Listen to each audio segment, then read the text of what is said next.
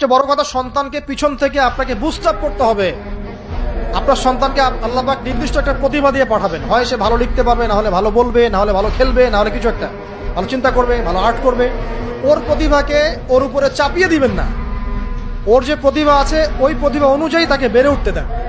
হাতের আঙ্গুলগুলোকে জোর করে করে টেনে সোজা করার দরকার নাই, আঙ্গুল ভেঙে যেতে পারে, আঙ্গুলকে বাড়তে দেন। এই কারণেই হয়তো নবী সাল্লাল্লাহু আলাইহি ওয়াসাল্লাম বলেছেন, তোমার সবচেয়ে সেরা অধিকার পাওয়ার, ভালো ব্যবহার পাওয়ার অধিকার রাখে তোমার মা, এরপর তোমার মা, তারপরেও তোমার মা, এরপর তোমার বাবা। তো মায়ের এই যন্ত্রণা শুধু মায়েরাই বুঝতে পারবে। তো আপনি যদি জান্নাত পেতে চান, মায়ের সেবা করেন, মায়ের খেদমত করেন, মাকে সন্তুষ্ট রাখেন, ইনশাআল্লাহ জান্নাত পেয়ে যাবেন ইনশাআল্লাহ। আমাদের মধ্যে সৎ মানুষগুলো থাকা সত্ত্বেও কি আমরা ধ্বংস হয়ে যাব? সুন্দর প্রশ্ন না? নবীজি বলছেন, নাম, তোমরা ধ্বংস হয়ে যাবে ইদা কাসরাতিল খাবাস। যখন এরকম নগ্নতা, বেহায়াপনা, অশ্লীলতা ছড়িয়ে পড়বে, তখন সৎ অসৎ, আলেম জালেম সব ধ্বংস হবে। আল্লাহ পাকের গজব সময়ের ব্যাপার মাত্র। আল্লাহ পাক শুধু আসমানি বালাই দেন না, জমিনি বালাও দিতে পারেন। আল্লাহ পাক মুসলিমে ফাসাদ লাগিয়ে দিতে পারেন। আল্লাহ পাক বহিঃশত্রুকে আপনার উপর চাপিয়ে দিতে পারেন। আল্লাহ পাক দুর্ভিক্ষ দিতে পারেন। আল্লাহ পাক মহামারী দিতে পারেন। আল্লাহ পাক কুন বললে ফায়াকুন হতে পারে।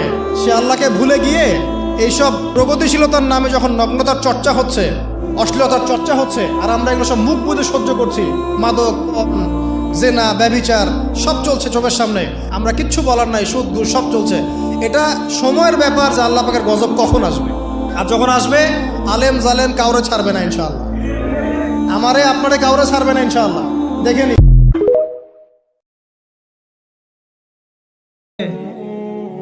ম্যাচিউরড হয়ে গেছে আমাদের যুবকরা, বিয়ে শাদীর কোনো ব্যবস্থা নাই, রিজিকের কোনো সোর্স নাই, বিয়ে করতে পারে না, গোপনে পাপ করে, বা ফ্রি মিক্সিং এ যায়, বা গার্লফ্রেন্ডের সাথে সময় দেয়, বা জেনা করে, এক পর্যায়ে ছেঁকা খেয়ে মিউজিকের কাছে যায়, তারপর মাদক, তারপর দেখবেন ইয়াবা পর্যন্ত চলে যাবে।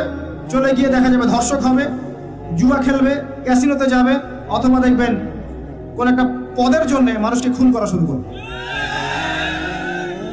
পরিবারে এগুলো চলছে।